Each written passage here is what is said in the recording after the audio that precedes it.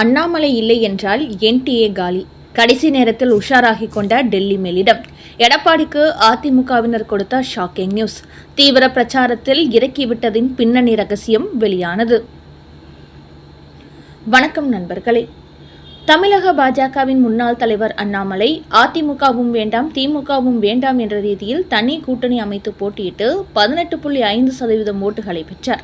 அதோடு 10க்கும் மேற்பட்ட தொகுதிகளில் அதிமுகவை பின்தள்ளி 2வது இடத்தையும் கைப்பற்றினார். இதனால்தான் அதன் பிறகு இந்த இடைத்தேர்தலில் போட்டியிடுவதற்கு பயந்து ஓட்டம் பிடித்தார் எடப்பாடி பழனிசாமி. இடைத்தேர்தலும் திமுகவுக்கு அடுத்த 2வது இடத்தை பிடித்து அதிமுகவை 3வது இடத்திற்கு அண்ணாமலை தள்ளிவிடுவார் என்ற பயம்தான் இதற்கு காரணம். என்றாலும் இப்போது அதிமுகவுடன் பாஜக கூட்டணி வைத்து விட்டதால் கட்சி மேலிடத்தின் கட்டளை காரணமாக எடப்பாடி பழனிசாமியை என்டிஏவின் முதலமைச்சர் வேட்பாளராக ஏற்றுக்கொண்டு பாஜக மட்டுமின்றி அனைத்து கூட்டணி கட்சி வேட்பாளர்களுக்காகவும் களத்தில் இறங்கி தீவிரமான பிரச்சாரத்தில் ஈடுபட்டு வருகிறார் அண்ணாமலை. மேலும் அண்ணாமலையை டெல்லி மேலிடம் பிரச்சாரத்தில் இறக்கிவிட்டதின் பின்னணியில் 2 காரணம் இருப்பதாக சொல்லப்படுகிறது. குறிப்பாக அண்ணாமலையை பொறுத்தவரை எடப்பாடியின் தலைமையை ஏற்றுக்கொள்ளவில்லை என்பதை மோடியும் அமித்ஷாவும் தெரிந்து கொண்டார்கள். அதன் காரணமாகவே இந்த தேர்தலில் தனக்கு போட்டியிட விருப்பமில்லை என்று அண்ணாமலை தவிர்க்கிறார் என்பதையும் புரிந்து கொண்டவர்கள் அதன் பிறகு அதை பெரிதாக எடுத்துக்கொள்ளவில்லை. ஆனால் கூட்டணி முடிவான பிறகு தமிழக பாஜகவில் அண்ணாமலை மட்டுமே மாஸ் லீடராக இருக்கிறார். அவர் மூலமாகத்தான் பாஜக ஓட்டுகளை அதிமுகவுக்கு கொண்டு வர முடியும். அதனால் பாஜகவின் ஓட்டுகள் நமக்கு கிடைக்க வேண்டும் என்றால் அண்ணாமலை நமக்காக பிரச்சாரம் செய்ய வேண்டும். அண்ணாமலை இல்லாமல் பாஜகவை சார்ந்த வேறு எந்த தலைவர்கள் பிரச்சாரம் செய்தாலும் அந்த ஓட்டுகள் நமக்கு வரவே வராது என்று எடப்பாடி பழனிசாமி இடத்தில் திட்டவட்டமாக கூறியுள்ளார்கள். அதற்கு முன்பு வரை அண்ணாமலை இல்லை என்றாலும் தன்னுடைய பிரச்சாரத்தில் ஒட்டுமொத்த ஓட்டுகளையும் இழுத்து விடலாம் என்று நினைத்திருந்த எடப்பாடி பழனிசாமிக்கு அண்ணாமலைக்கு என்று தனிப்பட்ட மக்கள் செல்வாக்கு உள்ளது. அவருக்கென்று ஒரு பெரிய ரசிகர் வட்டமே உள்ளது. இளைஞர்கள் மத்தியில் ஒரு பவர்ஃபுல்லான மாஸ் லீடராக இருக்கிறார் என்று அதிமுக புலிகள் அழுத்தமாக பதிவு செய்த பிறகுதான் அப்படியென்றால் அதிமுகவுக்காகவும் அண்ணாமலையை அழைத்து பிரச்சாரம் செய்வோம் என்று கூறியிருக்கிறார் எடப்பாடி. அதேபோல் டெல்லி பாஜகவும் அண்ணாமலை பிரச்சாரம் செய்தால்தான் பாஜகவுக்கு என்று தமிழ்நாட்டில் இருக்கும் ஓட்டுகளை நாம் கைப்பற்ற முடியும். இல்லை என்றால் அந்த ஓட்டுகள் வேறு கட்சிகளுக்கு சிதறிவிடும் என்பதையும் தெரிந்து கொண்டுதான் அவரை டெல்லிக்கு அழைத்து பாஜக மட்டுமின்றி அனைத்து கூட்டணி கட்சி வேட்பாளர்களையும் ஆதரித்து தீவிரமான பிரச்சாரம் செய்யுமாறு கூறியுள்ளார்கள். அதோடு அண்ணாமலை ஒரு தொகுதியிலிருந்து இன்னொரு தொகுதிக்கு செல்வதற்கு தனிப்பட்ட முறையில் ஹெலிகாப்டர் ஏற்பாடும் செய்துள்ளார்கள். அந்த வகையில் அண்ணாமலை பிரச்சாரம் செய்தால் மட்டுமே இந்த முறை என்டிஏ கூட்டணி வெற்றி பெற வாய்ப்பிருக்கிறது என்பதை புரிந்து கொண்ட டெல்லி பாஜக சட்டமன்ற தேர்தலுக்கு பிறகு அண்ணாமலைக்கு முக்கியத்துவம் வாய்ந்த பொறுப்பு கொடுத்து அவர் வைத்து தமிழ்நாட்டில் பாஜகவை இன்னும் பெரிய அளவில் வளர்ப்பதற்கு திட்டமிட்டு இருப்பதாகவும் கமலாலய வட்டார தகவல் தெரிவிக்கிறது. அடுத்த செய்தி. உதயநிதி மீது கோட்டையில் அளிக்கப்பட்ட புகார். நடவடிக்கை எடுக்கப் போகும் அர்ச்சனா பட்நாயக்.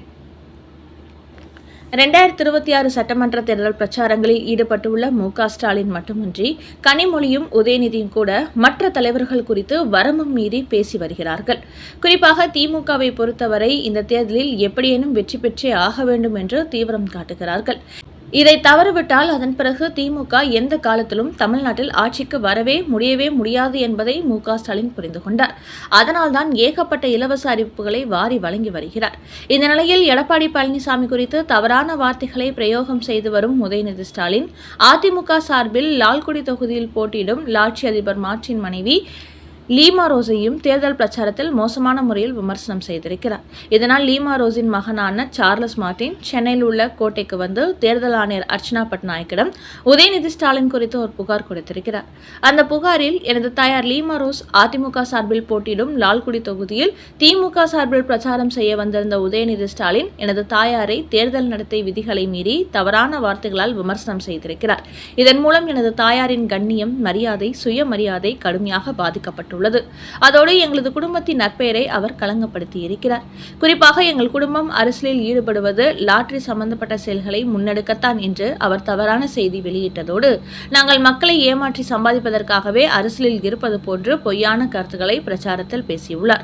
இப்படி அரசியல் ரீதியாக விமர்சிக்காமல் தனிப்பட்ட தாக்குதலை நடத்தியிருக்கும் உதயநிதி ஸ்டாலின் மீது கடுமையாக நடவடிக்கை எடுக்க வேண்டும் என்று அந்த புகாரில் அவர் தெரிவித்திருக்கிறார். இதையடுத்து இது சம்பந்தமாக உதயநிதி ஸ்டாலினிடத்தில் விசாரணை நடத்த நடத்தப்படும் என்று தேர்தல் ஆணையர் அர்ச்சனா பட்நாயக் உறுதியளித்துள்ளாராம். ஏற்கனவே தேர்தல் வேட்புமனுவில் ஒவ்வொரு தேர்தலும் ஒவ்வொரு விதமான சொத்து கணக்கு கொடுத்து உதயநிதி குளறுபடி செய்து வருவதாக அவர் மீது சென்னை உயர் நீதிமன்றத்தில் ஒரு வழக்கு தொடரப்பட்டுள்ள நிலையில் தற்போது வரம்பு மீறி வேட்பாளர்களை விமர்சிப்பதற்காக தேர்தல் ஆணையத்திலும் அவர் மீது புகார் அளிக்கப்பட்டிருப்பது குறிப்பிடத்தக்கது. அடுத்த செய்தி. மு.க. ஸ்டாலின் தோற்க வேண்டும் என்பதே ராகுல் காந்தியின் திட்டம். அண்ணாமலை வெளியிட்ட அதிர்ச்சி செய்தி. தமிழக பாஜகவின் அண்ணாமலை தேர்தல் பிரச்சாரத்தில் பரபரப்பாக செயல்பட்டு கொண்டிருக்கும் இந்த நேரத்தில் திமுகவுக்கு எதிரான பல குற்றச்சாட்டுகளையும் முன்வைத்து வருகிறார். அதோடு தேர்தல் ஆணையத்திலும் திமுகவுக்கு ஓட்டு போட சொல்லி இல்லத்தரசிகளிடம் 8000 ரூபாய் கூப்பன் கொடுத்து வருவதை எதிர்த்து அவர் தமிழக தேர்தல் ஆணையத்தில் புகார் அளித்தார். இப்படியான நிலையில் நேற்று கோவையில் பிரச்சாரத்தில் ஈடுபட்ட அண்ணாமலை 2026 திமுக தான் வெற்றி பெறப் போகிறது என்று மு.க. ஸ்டாலின் கணக்கு போட்டு வருகிறார். ஆனால் திமுக கூட்டணியில் உள்ள காங்கிரஸ், விசிக, கம்யூனிஸ்ட் போன்ற கட்சிகள் கூட இருந்தே ஸ்டாலினுக்கு குளிப்பறிக்கப் போகிறார்கள் என்று கூறியுள்ள அண்ணாமலை, தமிழகத்துக்கு ஆகாத கட்சி என்றால் அது காங்கிரஸ் தான். அதேபோல் தமிழகத்தில் இருக்கவே கூடாத ஒரு கட்சி என்றால் அது திமுக தான். இந்த இரண்டும் கூட்டணி வைத்தால் அந்த கூட்டணி ஆமை புகுந்த வீடு போலதான். அதனால் ஏப்ரல் மாதத்தோடு திமுக ஆட்சி நிரந்தரமாக முடிவுக்கு வந்துவிடும். அதோடு ஆட்சி அதிகாரத்தில் தான் பங்கு கேட்டு தராத மு.க. ஸ்டாலின் தனக்கு தெரியாமல் தனது தாயார் சோனியா காந்தியிடத்தில் ரகசியமாக கூட்டணி போட்டுவிட்டதால் திமுக மீது கொந்தளிப்பில் இருக்கிறார் ராகுல் காந்தி. அதனால்தான் தன்னுடன் ஒரே மேடையில் பிரச்சாரம் செய்வதற்கு பல முறை மு.க. ஸ்டாலின் அழைத்த போதும் ராகுல் காந்தி கண்டுகொள்ளவே இல்லை. அதனால் ஏற்கனவே தமிழ்நாட்டில் உள்ள காங்கிரஸ் நிர்வாகிகள் திமுக மீது கடுப்பில் இருக்கும் நிலையில் இப்போது ராகுல் காந்தியும் பிரச்சாரம் செய்ய மறுத்துவிட்டதால் கண்டிப்பாக இந்த முறை காங்கிரஸ் ஓட்டுகள் திமுகவுக்கு வருவதற்கு வாய்ப்பே இல்லை. அதேபோல் விசிக மற்றும் கம்யூனிஸ்ட் கட்சிகளும் திமுக மீது அதிருப்தியில்தான் உள்ளார்கள். அதனால் இந்த முறை அந்த கட்சிகளின் ஓட்டுகள் திமுகவுக்கு விழாமல் மாற்று கட்சிகளுக்கு திரும்ப போகிறது. அதனால் என்னதான் மு.க. ஸ்டாலின் 23 கட்சியுடன் கூட்டணி வைத்திருக்கிறேன், அதனால் இந்த முறையும் நான் தான் வெற்றி பெறுவேன் என்று மேடைகளில் மார்த்தட்டினாலும் அவர் இந்த தேர்தலில் தோல்வியடைய போவது உறுதியாகிவிட்டது என்று கூறியுள்ள அண்ணாமலை, திமுக இந்த முறை கண்டிப்பாக தோற்க வேண்டும் என்று ராகுல் காந்தியை நினைக்கிறார். அதனால் எப்படி தமிழ்நாட்டில் காங்கிரஸ் வேட்பாளர்களை வெற்றி பெறவிடக் கூடாது என்று மு.க. ஸ்டாலின் திமுக நிர்வாகிகளுக்கு ரகசிய உத்தரவு போட்டுள்ளாரோ அதேபோன்று ராகுல் காந்தியும் திமுக வேட்பாளர்களை வெற்றி பெறவிடக் கூடாது என்று காங்கிரஸ் நிர்வாகிகளுக்கு உத்தரவு போட்டுள்ளார். அதனால் இந்த முறை திமுகவை தோல்வியடைய செய்ய எதிர்க்கட்சிகள் தேவையில்லை, அவரது கூட்டணியில் இருக்கும் கட்சிகளே அவரை மண்ணை கவ்வ வைத்து விடுவார்கள் என்று தெரிவித்திருக்கிறார் அண்ணாமலை. சாதனைகளை சொல்லாமல் இலவசங்களை சொல்லி ஓட்டு கேட்கும் மு.க. ஸ்டாலின். தமிழ்நாட்டில் 5 ஆண்டுகளாக ஆட்சி செய்துள்ள முதலமைச்சர் மு.க. ஸ்டாலின் பிரச்சாரங்களில் தனது ஆட்சி காலத்தில் செய்த சாதனைகளை பற்றி பேசாமல் முழுக்க முழுக்க இலவசங்களை பற்றி மட்டுமே பேசிக் கொண்டு வருகிறார். குறிப்பாக எடப்பாடி பழனிசாமி தான் வெற்றி பெற்றால் ரேஷன் அரிசி அட்டைதாரர்களுக்கு இலவச பிரிட்ஜ் வழங்கப்படும் என்று அறிவித்தார். இது மு.க. ஸ்டாலினுக்கு கடுமையான அதிர்ச்சியை கொடுத்தது. இதனால் 8000 ரூபாய் மதிப்பிலான கூப்பன் ஒன்றை வெளியிட்டு பிரிட்ஜ், மிக்சி உள்ளிட்ட 4 பொருட்களை பட்டியலிட்டு அதில் உங்களுக்கு எது தேவையோ அதை எடுத்துக் கொள்ளலாம் என்று அறிவிக்க தொடங்கினார். அதோடு தேர்தலுக்கு முன்பே ஓட்டுக்கு பணம் கொடுப்பது போன்று இந்த 8000 ரூபாய் கொடுப்பதற்கான டோக்கனை இப்போதே கொடுக்க தொடங்கினார்கள். இது கடுமையான சர்ச்சைகளை ஏற்படுத்தியது. இதனால் தற்போது தேர்தல் ஆணையம் அதற்கு தடை போட்டிருக்கிறது. இந்த நிலையில் நேற்றிலிருந்து மீண்டும் மகளிர் உரிமை தொகை திட்டத்தை கையில் எடுத்துவிட்டார் மு.க. ஸ்டாலின். சேலத்தில் நடந்த பிரச்சாரத்தில் இதுவரை மாதந்தோறும் 1000 ரூபாய் தான் உரிமை தொகையாக வாங்கி வந்தீர்கள். ஆனால் மீண்டும் திமுக ஆட்சிக்கு வந்ததும் உங்களுக்கு மாதந்தோறும் 2000 ரூபாய் வழங்கப்படும்.